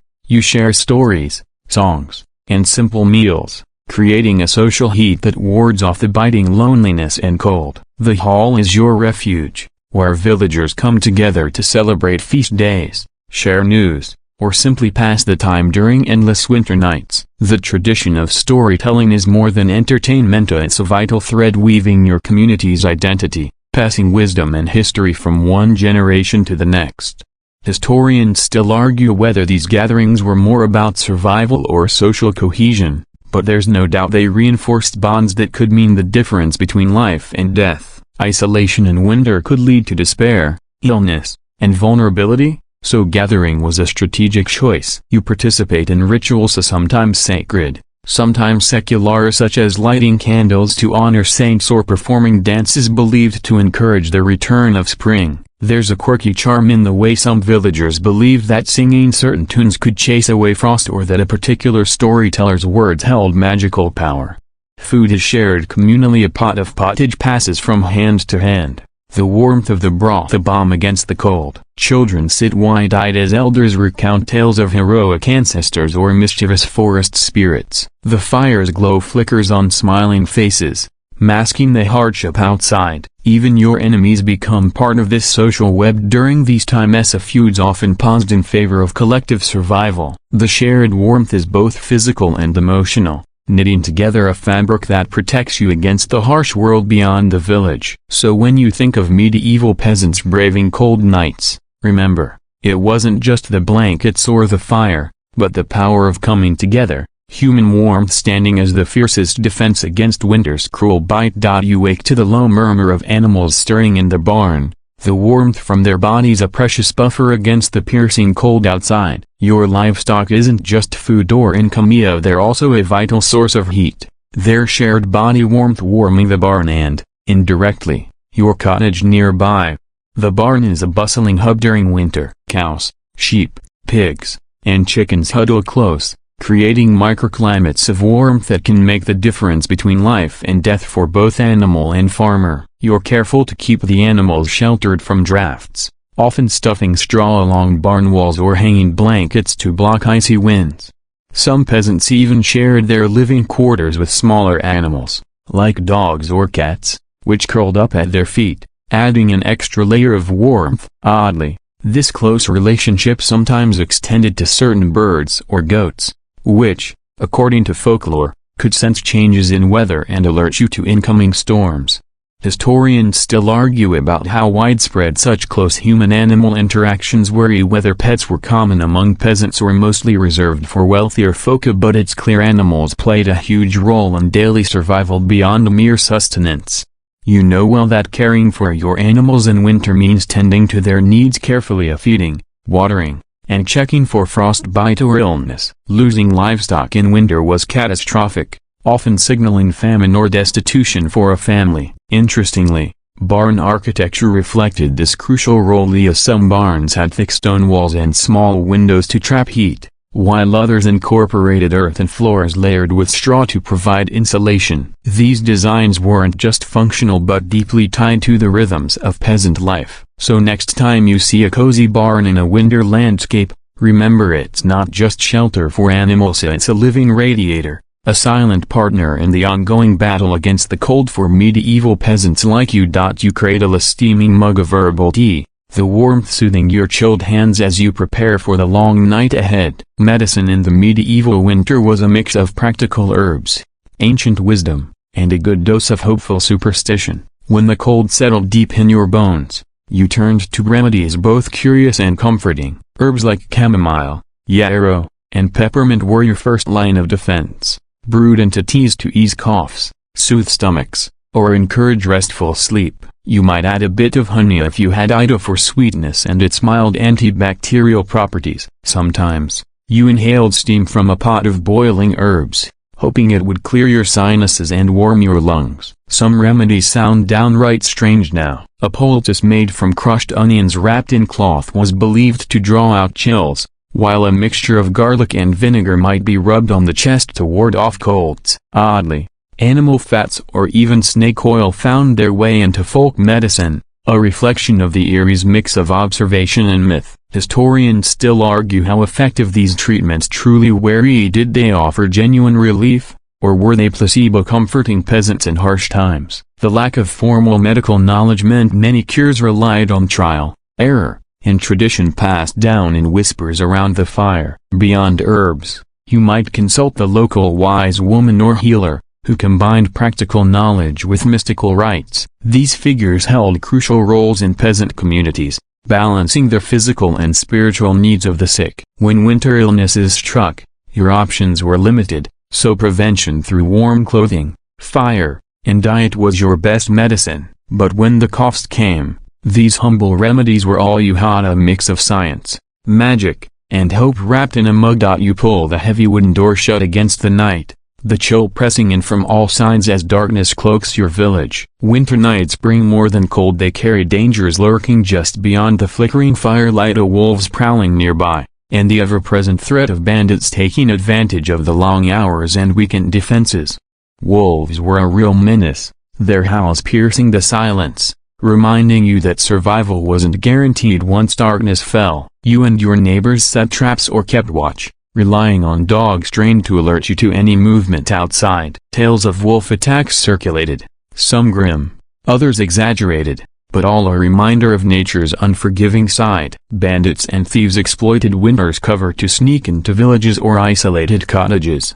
Desperate or opportunistic, peasants fortified their homes with simple but effective measures: wooden bars across doors, sharpened stakes around windows, and the occasional pile of stones ready to throw. You might even keep a rusty sword or axe nearby, not just for work, but defense. Historians still argue how common these nighttime threats were. Some believe wolf attacks were relatively rare, exaggerated by folklore, while banditry likely increased in harsh winters when food was scarce. Either way, vigilance was key. The long winter nights also meant fewer eyes on the roads, making travel perilous. You heard stories of merchants ambushed or travelers lost in snowdrifts, disappearing without a trace. Inside, you rely on firelight and watchfulness, taking turns keeping the hearth burning and eyes peeled. The shared responsibility of night guards kept your community safer, a medieval neighborhood watch born of necessity. So when you think winter is just about cold, remember it's also about fear, defense, and the courage to face unseen dangers under the starless sky. You gently wrap your child in thick woolen blankets, the tiny body warm against your chest despite the biting cold outside. Caring for little ones in medieval winter was a constant challenge, keeping them warm, healthy, and safe when every breath of cold air could spell trouble. Infants and toddlers were especially vulnerable. Without modern heating or insulated cribs, you improvised. You might fashion swaddling clothes from layers of linen and wool, ensuring their delicate skin was shielded from drafts. To protect their heads where heat escaped fastest, you wrapped soft caps or hoods tightly. Breastfeeding was crucial, both for nourishment and immune protection. But harsh winters sometimes forced mothers to supplement with gruel or diluted milk if milk supply waned. Though this risked illness, you knew the importance of keeping babies close to your body heat, often sleeping with them near the hearth. Historians still argue how medieval childcare adapted seasonally. Did parents practice strict routines or respond more fluidly to the environment? Some evidence suggests community members pitched in to help care for children, especially during harsh times. You also used herbal remedies, gentle teas and salves to soothe colds or digestive troubles. Though caution was key, some herbs could be harmful. Keeping infants away from damp floors or cold drafts required constant vigilance. And even then, sickness was common. The cold also affected children's play and learning. You'd gather indoors, teaching stories and skills by firelight, while outside, play was limited by snow and ice. Childhood was short and fragile. Surviving winter was a rite of passage. So when you tuck your child into night, remember the medieval parents' tireless fight against cold and illness, a battle fought with love, warmth, and relentless care in the face of winter's cruelty. You tighten your belt and stare at the thinning food stores, the cold gnawing deeper than ever into your bones. Famine winters were a brutal reality. When harvests failed, livestock dwindled, and hope seemed as scarce as firewood. Surviving these desperate times called for all the resilience and cunning you could muster. You ration carefully, stretching every scrap of bread and stew to last longer than it should. Sometimes,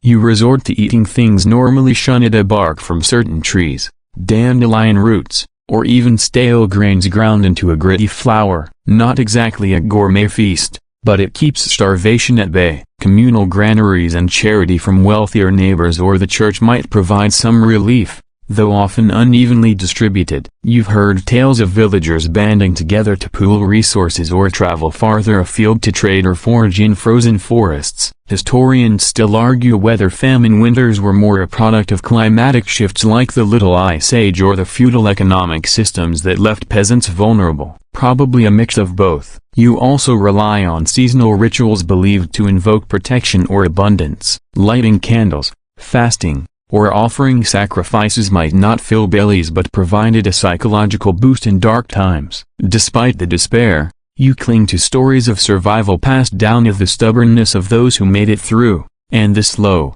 creeping hope as days gradually lengthen. It's a bitter, harsh chapter in the peasant's year, but not the end. So when you feel your own winter struggles mounting, Remember the peasant's credo, finding light in darkness and strength in scarcity. You watch the horizon lighten with the first hints of spring, the cold night's grip finally loosening after months of relentless frost. Changing seasons bring a breath of hope and renewal that medieval peasants awaited like a sacred promise. As winter wanes, you prepare to reclaim the fields and feel the sun's warmth on your face once more. The shift isn't just physical, it's deeply spiritual. Seasonal rituals mark this transition, from lighting bonfires to ward off lingering winter spirits, to feasting and dancing. Hey guys, tonight we step back into a world where winter was less about a chilly inconvenience and more about a brutal, survival showdown. Picture yourself trudging through knee-deep snow, the wind slicing through your meager cloak, and your breath hanging in icy clouds. You probably won't survive this without some serious medieval know-how, but lucky for you, I'm here to guide you through how ordinary people back then faced the coldest months head-on. So, before you get comfortable, take a moment to like the video and subscribe, but only if you genuinely enjoy what I do here. Oh, and drop a comment with your location and local time, because while you're cozy now, the story we're about to unravel is anything but cozy.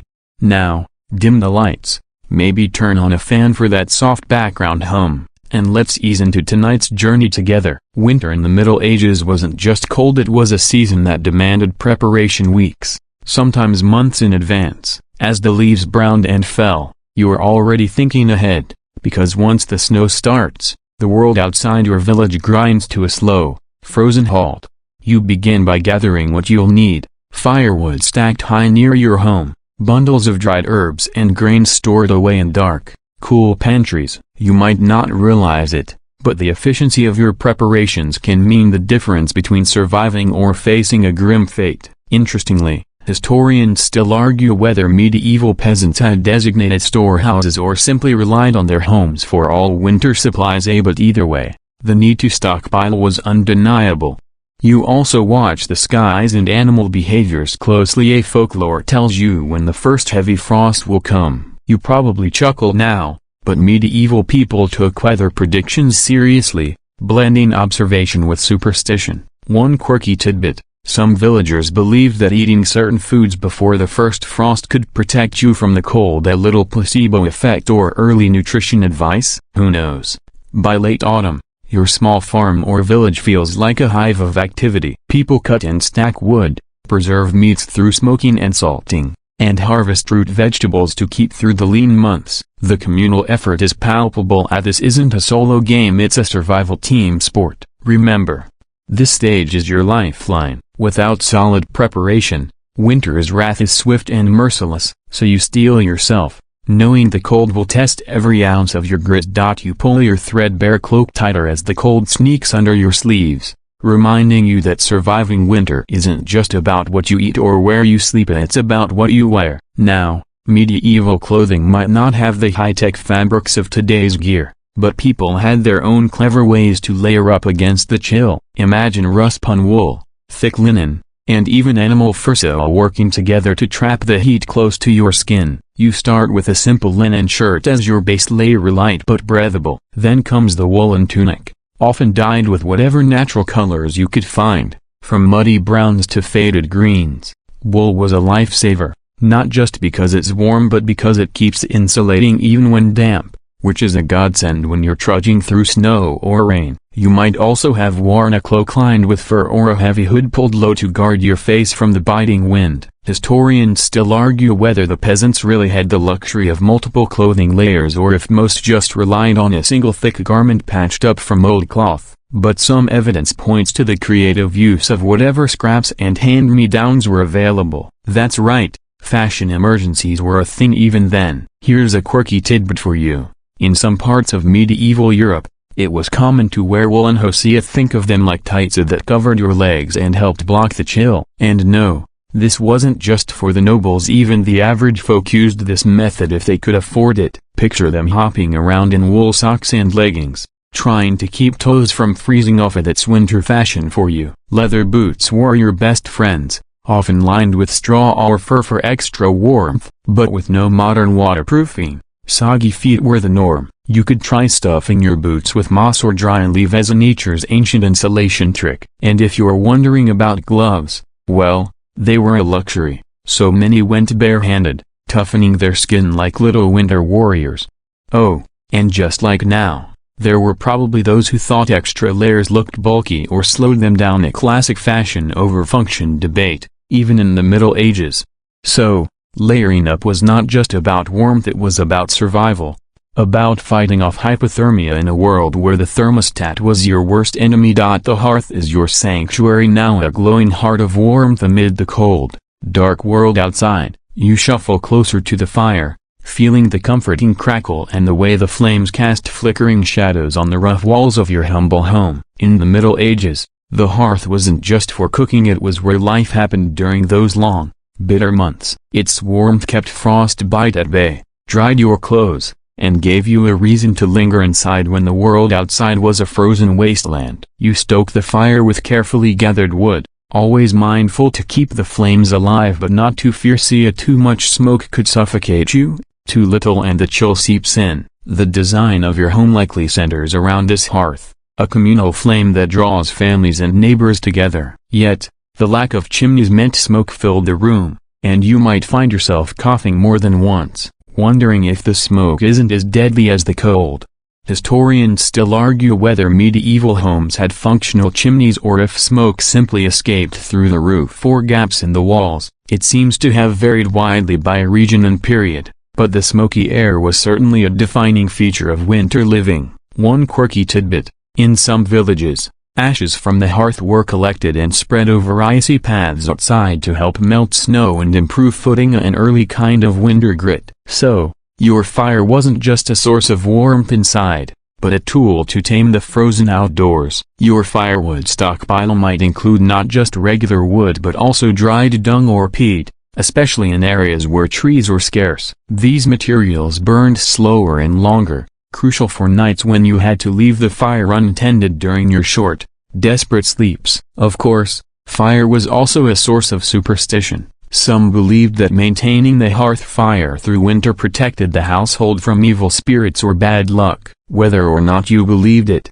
you certainly respected the fire's power. It was life, literally. So you guard your hearth fiercely, knowing it is both your shield and your beacon in the darkest months. Hunger doesn't pause just because winter has wrapped the land in ice and snow. You know this well as your stomach grumbles, reminding you that food is scarce. Precious food is now the battlefield. You've spent months preserving whatever the earth gave you, yet the cold still bites as sharply as the wind. Preserving food is an art form. Your survival hinges on it. You start with salting and smoking meats. A pork and beef hung in smokehouses where the slow burn cures and dries them. Salt, expensive and sometimes hard to come by, is your winter gold. You ration each bite carefully, breaking off pieces as if they were treasure. Root vegetables like turnips, carrots, and parsnips stored in cool cellars or pit keep longer, providing vital nutrients when fresh greens are just a memory. These earthy staples become your lifeline. Historians still argue whether medieval peasants truly had access to ample salt for preserving or whether many relied more on fresh hunting and foraging during milder winters. The reality probably shifted depending on region and social status. Here's a quirky nugget.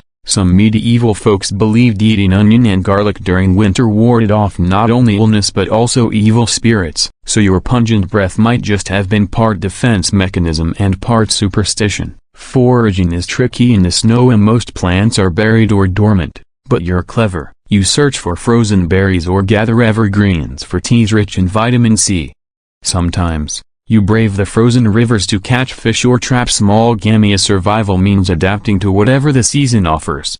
You might also rely on communal food sharing in your village. When one family's harvest failed, neighbors stepped in, pooling what little they had. That social safety net was as important as any root cellar. So, you eat what you can, conserve what you must, and hope that spring comes before your stores run dry. The bitter wind howls outside as you huddle inside your home, a structure cobbled together from timber, wattle, and daub, with a roof heavy with thatch. Your shelter is more than just walls and a roof. It's your fortress against the relentless cold that tries to seep in through every crack. You've stuffed straw and moss into the gaps to block drafts, and maybe hung heavy animal hides over doorways to keep the chill at bay. Insulating your home was a constant battle. You may not realize it now, but the materials you use, mud plaster, thick wooden beams, even rushes spread on the floor, work together to trap what little warmth you can generate inside. Some wealthier folks had the luxury of stone homes,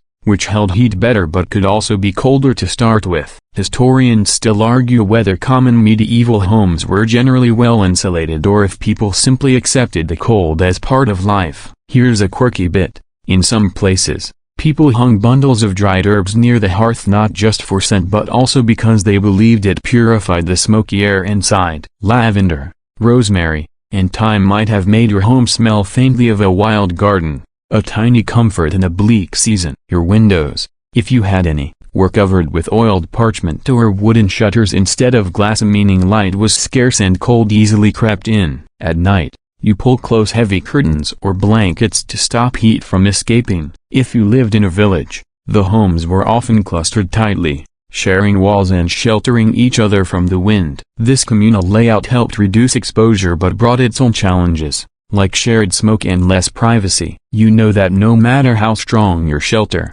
winter can find cracks to slip through, but you keep reinforcing, patching, and layering because home is where you fight the cold and wait for warmth to return. Winter's weight presses not just on your shoulders but on the entire village. You quickly learn that surviving the harsh months is a communal effort. Neighbors share firewood, food, and even labor, because everyone knows that isolation during winter can be deadly. You rely on each other in ways that go far beyond casual friendship. Your village is a tight-knit web of survival. Families huddle together, pooling resources and sharing warmth. When one household stockpile runs low, others pitch in. Children often help with chores like fetching water from unfrozen wells or tending small fires to keep the hearths alive. This isn't a solo fight, it's a village endeavor. Interestingly, historians still argue how formalized these communal arrangements were. Were there village winter councils organizing resources? Or was it more informal and based on tradition and goodwill? Evidence suggests a mix of both, depending on the region and time. A quirky detail: in some communities, people practiced winter husbandry, temporarily sharing livestock to protect animals from harsh weather or to ensure enough milk and meat for all. This sharing extended beyond material goods to stories and news, keeping spirits alive amid the snow. You attend gatherings around the communal hearth or in village halls, where stories are exchanged, advice shared, and plans made for the weeks ahead. These moments create bonds that are as vital as any food or fire. Of course, tensions could rise too. Scarce resources sometimes spark disputes, and there are tales of villagers hoarding supplies or cutting deals behind backs. Yet, the overarching theme is cooperation. Survival demanded it. So, you lean on your community and they lean on you, recognizing that in winter's wrath, unity is your greatest warmth. With the ground frozen and the fields buried beneath snow, your usual daily rhythm grinds to a halt. Farming is the backbone of your life. Rests in uneasy dormancy, and you scramble to find ways to keep busy while the land sleeps. Winter work is limited, often frustratingly so, but you adapt as best you can. You spend time repairing tools, mending clothes, and preparing for the coming planting season. These indoor tasks keep your hands busy and your mind focused, even if they lack the satisfaction of a full harvest. When weather permits, you might venture out to prune orchards or chop firewood, laboring to make the most of the precious daylight. Historians still argue whether peasants actually did much field work in winter or if most were forced into long idleness, leading to seasonal depression that medieval writers rarely mention but we can guess was real. Some records hint at winter fairs and markets where extra income could be made, offering a break from monotony. Here's a quirky tidbit: in some areas, it was customary for farmhands to practice snow shoveling rituals, believed to protect crops and ensure a bountiful harvest once the thaw came. Think of it as a mix of superstition and community exercise. You also rely on crafts like weaving, basket making, and tool sharpening to keep household economies afloat. Bartering goods becomes important, and you might trade smoked fish for wool or firewood for dried herbs. Though the pace slows, the winter months are anything but idle. Your survival depends on patience, resourcefulness, and a steady willingness to face the cold day after day. Winter brings more than cold and hunger, it brings sickness, too, creeping into your bones. When the chill settles deep, you clutch at remedies passed down through generations, a mix of herbal knowledge, superstition, and sheer hope. Your larder holds dried chamomile, elderberries, and willow bark, each believed to soothe coughs and aches. You steep these into bitter teas, hoping to ward off the fevers that could easily become fatal. The medieval understanding of medicine is a patchwork of folk wisdom and early science. Bloodletting, for instance, was a common practice, even though historians still argue whether it helped or hastened a patient's decline. You might have feared the leeches, but you knew the alternatives were worse. One quirky tidbit: some believed that hanging garlic in doorways not only kept vampires away but also helped purify the air, protecting against the invisible miasmas thought to spread disease. You might have rolled your eyes at such tales, but desperate times call for desperate measures. Frostbite, pneumonia, and flu are common foes in these months, and without modern medicine, even a simple cold can spiral into tragedy. You bandage wounds with linen and salve them with honey or animal fat, hoping these natural ingredients hold healing power. Superstition fills the gaps where science falters. You might perform rituals to ward off evil spirits believed to cause illness or wear amulets crafted by local wise women. The boundary between medicine and magic blurs in winter's shadow. Still, you endure, knowing that tending your health is as vital as stoking the fire or rationing food. Your body becomes a battleground, and your will to survive the fiercest weapon. As the sun sets early and darkness stretches long, you find yourself wrestling not just with the cold but with the shadows. Winter light is precious and fleeting, and without modern bulbs, nights feel endless and oppressive. Your world shrinks to the warm circle around a flickering candle or a lantern, fragile flames fighting the encroaching gloom. Candles, often made from tall rendered animal fodder, are smoky and smell a bit like a barn, but they're your only defense against total darkness. You might also have oil lamps, crude but effective. Still, their light is dim, casting large, wavering shadows that make even familiar rooms feel airy. Historians still argue about how widespread and affordable candles really were for ordinary folks, likely a luxury many had to ration carefully. Here's a quirky detail: some medieval people believed that staring too long at candle flames could summon visions or even spirits. So, those long winter evenings might have been filled with more than just quiet. They could have felt a little supernatural. The lack of light also affects your mood. Seasonal affective disorder is something you didn't have a name for, but you certainly felt its weight. The cold and dark can sap your energy, leaving you sluggish and restless. To cope, you might gather around the hearth for storytelling or sing songs to chase the gloom. Windows, covered with parchment or shutters, let in little light, so you rely heavily on your imagination and maybe a bit of superstition to fill the long nights. So, you learn to cherish every flicker of light, knowing it's a fragile barrier against the night's chill and your own growing loneliness. Your animals are more than just livestock, they are your winter lifeline, your sanity, and sometimes your only companions in the long months when human contact thins. The woolly sheep huddle close in their pens, their thick coats protecting them from the cold, while the sturdy cows provide milk that might be the difference between hunger and hope. Even the humble chickens offer eggs, though less frequently. Their clucks a reassuring background soundtrack in the frozen silence. You tend to your animals carefully, knowing that their survival is intertwined with yours. In some regions, it was common to bring animals inside the house at night, sharing your small, warm space with them. It's a gamble. More bodies mean more warmth, but also more smells and mess. Historians still debate how widespread this practice was, but evidence from some rural homes suggests it wasn't unusual. A quirky tidbit: in medieval times, some peasants believed that talking to their animals, or even singing to them, would keep them healthy and happy through the harsh winter. So, you might catch yourself whispering comforting words to your cows or humming tunes to your sheep, hoping the kindness helps more than just your spirits. Pets, though rarer among peasants, also played a role. Dogs guarded your home from intruders and wolves, while cats kept the vermin at bay, essential when your precious food stores were at risk. Your dog's warmth and companionship might have been one of the few comforts that made the endless winter nights bearable. So, Your animals are not just part of the household, they are threads in the fabric of your survival, pulling you through the cold and dark. Even in the depths of winter's gloom, you find reasons to celebrate. Festivals and rituals punctuate the cold months, moments of light and laughter breaking through the harshness. These gatherings aren't just for food, they're essential for morale, a collective promise that spring will come, and life will go on. One of the biggest events is the midwinter feast, often tied to the winter solstice. You gather around tables laden with whatever food you have preserved, eat roasts, root vegetables, hearty bread, and share tales and songs. Music, dancing, and sometimes even a bit of revelry remind you that, despite the cold and scarcity, you are alive and part of something larger. Historians still argue about how widely celebrated some of these festivals were among common folk versus nobility, but evidence from village records suggests communal gatherings were vital social glue during winter.